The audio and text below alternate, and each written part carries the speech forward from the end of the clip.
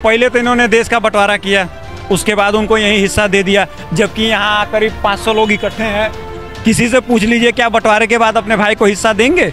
मेरे ख्याल से आज लोग अपने बाप का माँ बाप बांट लेते हैं, तो भाई प्रॉपर्टी में हिस्सा कैसे देंगे? लेकिन यहाँ तो देश बांटने के बाद भी दे दिया। ये मुसलमानों को एक साइड करके देश में बंटवारा करना, हिंदू मुसलमान करना, ये कांग्रेस की पुरानी आदत है। मिश्रा की रिपोर्ट जो थी, उस रिपोर्ट और सच्चर कमेटी को रिपोर्ट बना के सबसे पहले जामिया मिलिया से आरक्षण को खत्म किया गया। आज भारत में सरकारी संस्था से पैसा लेने वाली केवल एक यूनिवर्सिटी है जिसमें ओबीसी या SC ST का नियम लागू नहीं होता, आरक्षण लागू नहीं। सोनिया गांधी जी ने एक बहुत महत्वपूर्ण काम किया था। उन्होंने ये किया कि जो हिंदू क्रिश्चियन बनेगा या मुसलमान बनेगा उसको जातिगत आरक्षण जारी रहेगा, जबकि मुसलमान में और क्रिश्चियन में ये हमको पढ़ाया गया है, ये हमको बताया गया कि इनमें जातियां नहीं होती हैं, अल्लाह की नज़र में सब बराबर होते हैं। लेकिन कांग्रेस वाले मुसलमानों को भी नहीं बख्श रहे हैं, उनमें भी ये जातिवाद भर देते हैं। ये क्लेम करते हैं कि मुसलमानों में ऊंच जीत नहीं होता, लेकिन भारत में जो है अगर कोई हिंदू मुसलमान बनेगा तो उसको जातिगत आरक्षण जारी रहेगा। हिंदुओं के व्यक्तिगत कानून में ये छेड़छाड़ करना क्यों चाहते हैं? ये क्यों चाहते हैं हिंदुओं की आधी प्रॉपर्टी लोगों में बांट दी जाए?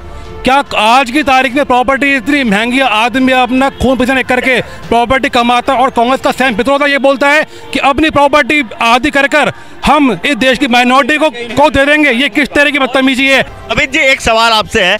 मेरा ये कहना था कि जब कांग्रेस के मैनिफेस्टो के बारे में चर्चाएं हो रही है तो कांग्रेस बैकफुट पे है, वो डिफेंड कर रही है और मल्लिकार्जुन खड़गे प्रधानमंत्री से अपॉइंटमेंट मांग रहे हैं। हालांकि वो है दिखावे की कि हम उनको एक्सप्लेन करना चाहते हैं कि हमने क्या लिखा है। लेकिन एक बात आप ये देखिए कि कभी भी इन्होंने मनमोहन सिंह का जो एक फेमस स्टेटमेंट था कि हम मतलब जो देश के संसाधन उसमें पहला हक माइनॉरिटी और स्पेशली मुस्लिम्स का है, उसको डिसओन नहीं किया है। ये कहाँ से जायज़ है? अगर आप या तो उस पर आप स्टैंड बाई करते, मनमोहन सिंह ने कहा भी है कि मैं उस पर आज भी स्टैंड बाई करता हूँ। Congress will never disown this because Congress के PM, when the PM of country says this kind of terminology, this kind of sentence, they will never disown this statement. चलिए मैं थोड़ा सा 1946 से शुरू कर देता हूँ डाटा के साथ। तो पहले तो इन्होंने देश का बंटवारा किया, उसके बाद उनको यही हिस्सा दे दिया, जबकि यहाँ करीब 500 लोग इकट्ठे हैं। किसी से पूछ लीजिए क्या बंटवारे के बाद अपने भाई को हिस्सा देंगे? मेरे ख्याल से आज लोग अपने बाप का माँ बाप बांट लेते हैं, तो भाई प्रॉपर्टी में हिस्सा कैसे देंगे? लेकिन यहाँ तो देश बांटने के बाद भी दे दिया। चलो एक गलती हो गई। अब आते हैं 52 का अमेंडमेंट इन्होंने किया। उसके बाद आइए, इन्होंने सबसे पहले मिश्रा कमेटी की रिपोर्ट आई थी जिसको आधार बना के फिर नया सच्चर कमेटी की रिपोर्ट आई। ठीक है, तो ये मुसलमानों को एक साइड करके देश में बंटवारा करना, हिंदू मुसलमान करना, ये कांग्रेस की पुरानी आदत है। मंडल कमीशन ले आए थे। मंडल कमीशन मंडल कमीशन भी शायद ये राजीव गांधी का बंद था, लेकिन ठंडे बस्ते में डाल दिया। बीपी सिंह लाए थे उसको, 89 के बीपी सिंह लाए थे उसको। तो बीपी सिंह ने लागू किया था, बट ये 8 साल तक ठंडे बस्ते में ये पड़ा हुआ था और ये बीपी मंडल इसके अध्यक्ष थे। उसी की बदौलत बीपी सिंह बड़ा मंत्री बन गए थे। तो ये कांग्रेस ने ही लागू किया था, तो कांग्रेस ने ही लागू किया था। तो मैं नहीं बोलता, आप सुनिए। तो उसके बाद मिश्रा कमेटी के बाद सच्चर कमेटी की रिपोर्ट आई। अच्छा, अब देखिए नैरेटिव कैसे बिल्ड होता है, इसको बड़े गौर से सुनिएगा। मिश्रा की रिपोर्ट जो थी, उस रिपोर्ट और सच्चर कमेटी को रिपोर्ट बना के सबसे पहले जामिया मिलिया से आरक्षण को खत्म किया गया। आज भारत में सरकारी संस्था से पैसा लेने वाली केवल एक यूनिवर्सिटी है जिसमें ओबीसी या SC ST का नियम लागू नहीं होता, आरक्षण लागू नहीं।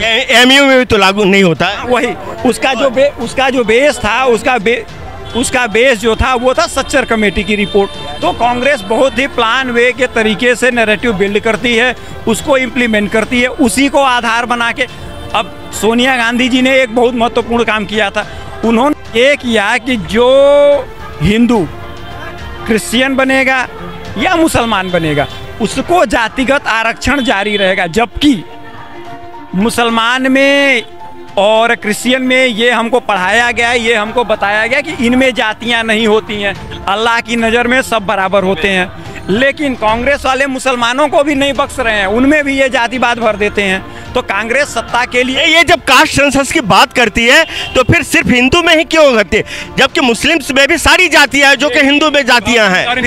देखिए, एक मिनट देखिए, जब आदमी मुसलमान होता है तो मुसलमान में तो ऊंच नीच होता नहीं है, लेकिन ऐसा वो क्लेम करते हैं, बट होता तो खूब है। क्लेम करते हैं, क्लेम करते हैं, ये क्लेम करते हैं कि मुसलमानों में ऊंच जीत नहीं होता। लेकिन भारत में जो है, अगर कोई हिंदू मुसलमान बनेगा तो उसको जातिगत आरक्षण जारी रहेगा। तो ये जो पॉलिसी है, ये नैरेटिव बिल्डिंग करना है और हिंदू समाज को बांटना है। तो इनकी ये पुरानी आदत है, 1946 से लेके आपको 2008-2012 तक। क्या कहना है आपका, क्या आप कह रहे थे? कांग्रेस ने जो जातिगत सेंसस की बात करी है, उसके पीछे कांग्रेस एक डेटा चाहती है, एक डेमोग्राफी चाहती है कि हमें किस संगठन के लिए काम करना है, हमें किस समुदाय के लिए काम करना है। कांग्रेस की विचारधारा स्पष्ट रही है 1947 से लेके आज तक। कांग्रेस ने सदैव एक ही रीति रखी है। पंच जो हैं उनके, मतलब जो कांग्रेस के लीडर्स हैं, उनका एक काम है भारत को टुकड़ों में बांटना। आज यदि पाकिस्तान बना, बांग्लादेश बना, भारत के टुकड़े हुए, उसके पीछे मुख्य कारण है कांग्रेस का। ये कह रहे हैं मुसलमानों में पंथ ऊंच नीच नहीं होती अंदर। आप देखिएगा शरीयत और सुन्नी में भेदभाव, शरीयत आमना अलग मानती है, सुन्नी आमना अलग मानती है। भाई मतभेद हर जगह हैं, और जो सुन्नी आमना पे चल रहे हैं मुसलमान वो सुखी हैं, खुश हैं। लेकिन आज मांग कर रही है कांग्रेस, समर्थन कर रही है शरीयत का, शरीयत कानून पर्सनल लॉ। अभी जैसे वही पर्सनल लॉ पे अभी आ गया है कि ये कह रहे थे कि मुस्लिमों के पर्सनल लॉ में कोई छेड़छाड़ नहीं किया जाएगा। अभी उनका ये क्लियर कट स्टेटमेंट है। उनके पोशाक, पहनावा, खान पान में कहीं कोई, जिसको महंत योगी आदित्यनाथ ने भी अभी इसका इशू बनाया है। क्या कहना आपका इस पर? देखिए, कांग्रेस चुनावी समय में मुसलमान वोट बैंक चाहती है। उसको लगता है कि मुसलमान वोट बैंक मेरा सेफ वोट बैंक है, जबकि मुसलमानों के लिए प्रधानमंत्री जी ने काम किया है, उनकी महिलाओं को सम्मान दिया है। इसीलिए कांग्रेस को मुसलमान वोट बैंक नहीं मिल रहा है इस बार। क्या कहना है आपका, जो ये अभी उन्होंने मैनिफेस्टो में बोला है कि हम अल्पसंख्यकों के खान पान, पोशाक, पहनावा और उनके जो पर्सनल व्यक्तिगत कानून है उसमें कोई छेड़छाड़ नहीं करेंगे, क्या कहना है आपका? तो हिंदुओं के व्यक्तिगत कानून में ये छेड़छाड़ करना क्यों चाहते हैं? ये क्यों चाहते हैं हिंदुओं की आधी प्रॉपर्टी लोगों में बांट दी जाए? क्या आज की तारीख में प्रॉपर्टी इतनी महंगी है, आदमी अपना खून पसीना करके प्रॉपर्टी कमाता है, और कांग्रेस का सैम पित्रोदा ये बोलता है कि अपनी प्रॉपर्टी आधी कर हम इस देश की माइनॉरिटी को दे देंगे? ये किस तरह की बदतमीजी है? ये किस तरह की ये सब विभाजनकारी नीति है देश कांग्रेस की, और कुछ नहीं है। जो कांग्रेस इस देश के आस्था का प्रतीक श्री राम मंदिर में नहीं गई आज तक भी। आजकल राहुल गांधी ने और इन सभी ने, चाहे पूरी इंडिया अलायंस ने राम मंदिर का खुलकर विरोध किया था। तो इस देश की जनता सब देख रही है, और आगामी, और अब जो ये चुनाव चल रहे हैं 2 जून को इस देश की जनता इनको आईना दिखा देगी। क्या कहना? मैं बात ये बता रहा था कि जो कांग्रेस है हमारे देश में नैरेटिव की पावर मैं आपको समझाना चाह रहा हूँ। भाजपा कहती है हम यूसीसी लाएंगे, ठीक है, सबके लिए समान अधिकार। कांग्रेस कहती है कि भैया हम मुस्लिम पर्सनल लॉ बोर्ड को ले आएंगे, मुसलमानों के लिए अलग कानून। वो बोर्ड तो ऑलरेडी है, पता नहीं उसकी कॉन्स्टिट्यूशनल अथॉरिटी क्या है, भगवान जाने। हाँ, सुन लीजिए, तो भाजपा जो है वो कम्युनल हो जाती है और कांग्रेस जो है वो सेकुलर बन जाती है। तो इस देश का इतना बड़ा दुर्भाग्य हमारे देश में है कि जो समानता की बात करता है वो कम्युनल हो जाता है, और जो किसी को स्पेशल राइट देता है वो सेकुलर बन जाता है। तो हमारे यहाँ सेकुलर की परिभाषा भी बड़ी अजीब है। देखिए, जो इंडिया अलायंस की सदस्यता लेके रखे है या कांग्रेस की सदस्यता लेके रखे, उसकी विचारधारा स्पष्ट नहीं है। इन्होंने बात कर दी अभी सेकुलर स्टेट की, जबकि Bharatiya Janata party secular state की निर्माता है। कांग्रेस ने ही 2 पक्षों में और हिंदू मुस्लिम राजनीति को बढ़ावा दिया था। प्रभु श्री राम का मुद्दा, यदि कांग्रेस कोर्ट में 12 वकील ना लगाती, उनको काल्पनिक ना कहती, तो वो कई वर्षों पहले ही सिद्ध हो जाता कि वो वही प्रभु श्री राम का मंदिर है। और कांग्रेस ने उस मुद्दे पर राजनीति अपनी गर्म करी।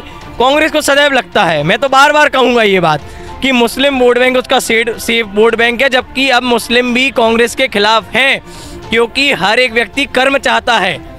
सरकार से हर एक व्यक्ति की अपेक्षाएं होती हैं, उनके बच्चों के भविष्य को लेकर, खुद के भविष्य को लेकर हर एक व्यक्ति इकोसिस्टम चाहता है। और आपको पता होगा प्रकृति में कर्म प्रधान है, जो कर्म करेगा उसको फल मिलेगा। और प्रधानमंत्री जी स्किल के बेसिस पर लोगों के स्किल में बढ़ोतरी। ये रहा कांग्रेस के मैनिफेस्टो पे एक लंबा चौड़ा डिस्कशन, जो कि अभी आजकल जो कांग्रेस के मैनिफेस्टो एक चर्चा का मुद्दा बना हुआ है। वाकई में ये चर्चा होनी चाहिए, इसी बहाने कांग्रेस चर्चा में आ तो गई, ये एक अलग तथ्य है, लेकिन उसके एजेंडे में क्या छिपा हुआ है ये लोगों को पता नहीं था। लोग मैनिफेस्टो की कभी चर्चा नहीं करते। एक जो सतही तौर पर जो मुद्दे निर्धारित किए जाते हैं, चाहे महंगाई हो, बेरोजगारी हो, या महिला सशक्तिकरण हो, या देश का विकास हो, या राम मंदिर हो, लेकिन जो मैनिफेस्टो के जो हिडन एजेंडा है, कई सारी चीज़ें बिटवीन द लाइंस होती है, जो कि बड़े बड़े एडवोकेट या जो इलेक्शन एनालिस्ट है वो इस चीज़ को एनालिसिस करके बाहर लाते हैं। आज इसी बहाने वाकई में सामने आ रहा है कि जो एजेंडे का अगर वो सत्ता में आती है और ये पूर्णतः से लागू करती है तो समाज में कैसी विभाजनकारी नीतियाँ प्रतिस्थापित हो जाएगी, जो कि देश के लिए न सिर्फ अहितकारी है बल्कि देश को एक ऐसे मुहाने पर ले जाएगा जो कि 1947 में देखने को आया था